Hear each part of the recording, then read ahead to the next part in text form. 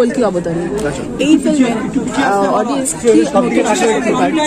নতুন কি আশা করা যায়? এখানে চান সুইফুবাজি আমাকে মারুক, আপনি গল্পটা জিজ্ঞেস করছেন।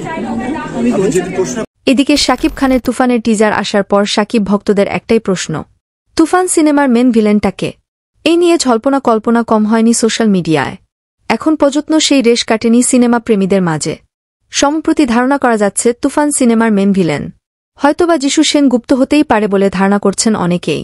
কারণ তুফান সিনেমায় যদি শাকিব খানের সাথে লড়াই করার মতো ঠান্ডা মাথার খুনির মতো পারফেক্ট ভিলেন ক্যারেক্টারে অভিনেতা অভিনয় করতে না পারে, তাহলে সিনেমা যতই 5 কোটি আর 10 কোটি বাজেট থাকুক না কেন, সেই সিনেমা ব্যবসা সফল হতে পারবে না বলে ধারণা করছেন সিনেমা বিশেষজ্ঞরা। আর এদিকে তুফানের লাগে উড়াধুরা গান তো বাজিমাত করে গেল সোশ্যাল মিডিয়ার মধ্যে। তবে গোপন সূত্রে জানা যায় তুফান সিনেমায় ভিলেন থাকতে পারে ওপার বাংলার ট্যালেন্ট অভিনেতা যিশু সেনগুপ্ত বলে ধারণা করছেন অনেকেই। তবে এই বিষয়ে তুফান সিনেমার পরিচালক রায়হান রাফি কিছুই বলেননি মিডিয়ার সামনে।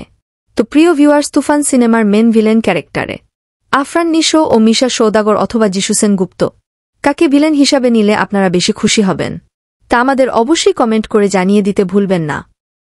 দুনিয়ায় এমন কোন পুলিশ অফিসারের জন্ম হয়নি যে তোদের আটকে রাখতে পারবে না।